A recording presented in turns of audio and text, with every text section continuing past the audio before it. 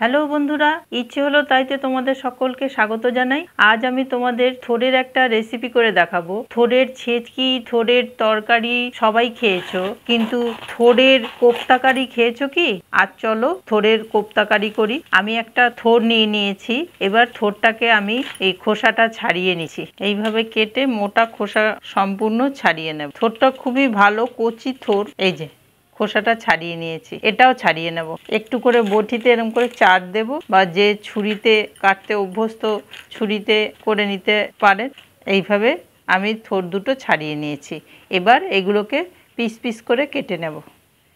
একদম এরকম পাতলা করে কাটতে হবে, আর এইভাবে সুতোটা জড়াতে হবে।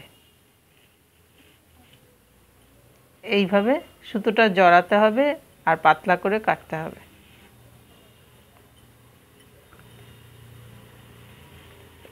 এইভাবে আমি সম্পূর্ণটা কেটে ফিরে আসছি। পিস পিস করে কেটে নিয়েছি এইভাবে। আর এই যে আঙুলে জড়িয়ে জড়িয়ে সুতোগুলো সব ফেলে দিতে হবে। এরকম প্রচুর সুতো, এই সুতোগুলো ফেলে দিয়ে এইবার এই যে পিস পিস অংশগুলোকে কিছুটা কিছুটা করে নিয়ে জিরি জিরি করে কেটে নেব।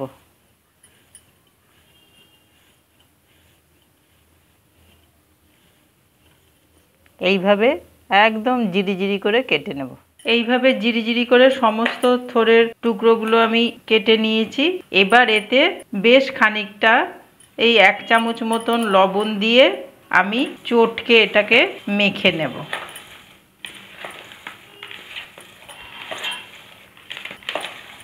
এই লবণ দিয়ে চটকে মাখলে যে থোড়ের যে একটা কষ সেটা বেরিয়ে যাবে আর থোড়টা নরম হয়ে যাবে। এইভাবে আমি আধ ঘন্টা মতন রেখে দেব এই লবণ চটকানো অবস্থায়। এটা ঢেকে রেখে দেব। ফিরে আসছি আধ ঘন্টা পর। ফিরে এলাম আধ ঘন্টা পর। লবণ দিয়ে চটকে রাখার পর দেখুন একদম নরম হয়ে গেছে।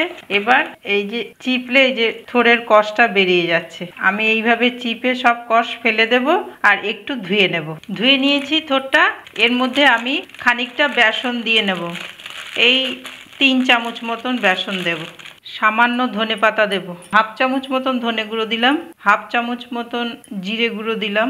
লবণ সামান্য দেব স্বাদ অনুসারে। সামান্য হলুদ দেব। সামান্য গরম মশলা দেব। এবার ভালো করে একটু চটকে নেব। প্রথমেই জল দেব না, জল দেওয়ার প্রয়োজনই নেই, পুরো মাখা হয়ে গেল। এর মধ্যে কেউ ইচ্ছে করলে একটু চিনিও দিতে পারেন। আমি সামান্য একটু চিনি দেব এর মধ্যে, ভালো লাগবে খেতে। সামান্য একটু চিনি দিয়েছি আর একটু বেসন দিয়েছি। এবার এগুলোকে বড়ার আকারে শেপ দিয়ে তেলে ভেজে নেব। গ্যাসে কড়াই বসিয়ে তাতে সর্ষের তেল দিয়ে দিয়েছি। সর্ষের তেল দিলে এটা বেশি ভালো হবে। এবার আমি তেলটা গরম হয়ে যাওয়ার পর বড়ার আকারে গরম করে ভেজে নিচ্ছি। আর খুব সাবধানে আস্তে করে দিতে হবে, না তো হাতে তেল ছিটকবে। এই বড়ার শেপগুলো যার যার ইচ্ছে অনুসারে দিতে পারেন। আমি কোপ্তা করব এই বড়াগুলো, সেই জন্য চ্যাপ্টা আকারে করছি। ছোট বড় যেমনভাবে খুশি করা যায়। চৌকো বড়াগুলো এভাবে ভেজে নেব। বড়াগুলো সব ভাজা হয়ে গেছে। 2 পিঠ উল্টে আমি এইভাবে ভেজে নিয়েছি। সবই মোটামুটি হয়ে গেছে। এবার তুলে নেব আমি বড়াগুলো। ওই তেলেই আমি সাদা জিরে ফোড়ন দেব, 2টো তেজপাতা দেব আর গোটা গরম মশলা দেব, 2টো পাকা লঙ্কা দিলাম। ফোড়ন থেকে গন্ধ বেরোচ্ছে। এবার কেটে রাখা আলু দিয়ে দিচ্ছি। খুব ভালো করে আলু ভেজে নেব। একটু ঢাকা দিয়ে দেব। আমি এই বড়া যখন কাঁচা অবস্থায় ছিল আমি লঙ্কা দিতে ভুলে গেছি, আপনারা লঙ্কা দিয়ে নেবেন। আমি মিক্সির এই বাটিটা নিয়ে নিয়েছি। এতে একটা টমেটো কুচিয়ে নিয়েছি আর লঙ্কা দেব বেশ কয়েকটা। যে যেরকম ঝাল খাবেন সেই অনুপাতে ঝাল দেবেন। আর আদা নিয়েছি, 1 কুচি দিলেই হবে। সামান্য একটু এর ভেতরে ধনে গুঁড়ো দেব, সামান্য বলতে হাফ চামচ মতন, আর হাফ চামচ মতন জিরে গুঁড়ো দেব। দিয়ে এটা মিক্সিতে ব্লেন্ড করে ফিরে আসছি। আলু মোটামুটি ভাজা হয়ে গেছে। এবার আমি ওই বেটে রাখা মশলা সবটা দিয়ে দিচ্ছি।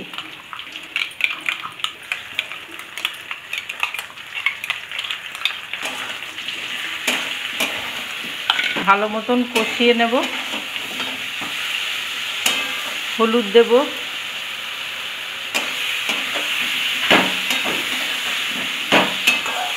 এটা আমি নিরামিষই করব, সেই জন্য পেঁয়াজ রসুন কিছু দেব না। থোড়ের তরকারি নিরামিষ বেশি ভালো লাগে।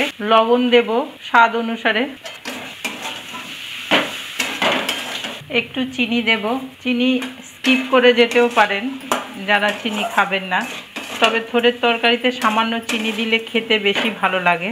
এবার সামান্য জল দেব, গ্যাসের ফ্লেমটাকে একটু বাড়িয়ে দেব আর একটু কষিয়ে নেব। যখন মশলা থেকে তেল ছেড়ে দেবে আরও একটু জল দেব। মশলা থেকে তেল ছেড়ে দিয়েছে, এবার আমি জল দিয়ে দেব। আরও একটু জল দেব, কেননা আলু একটু সেদ্ধ হবে আর বড়াতে ঝোল টেনে নেবে, সেই জন্য একটু বেশি জল দিতে হবে। এইভাবে আমি 5 মিনিট ফুটতে দেব সেদ্ধ হওয়ার জন্য। ঢাকা দিয়ে ফিরে আসি 5 মিনিট পর। ফিরে এলাম 5 মিনিট পর। আলুটা অর্ধেক সেদ্ধ হয়েছে, এখনো খানিকটা হবে। এই মতো অবস্থায় আমি ভেজে রাখা বড়াগুলো সব এই ঝোলে দিয়ে দেব।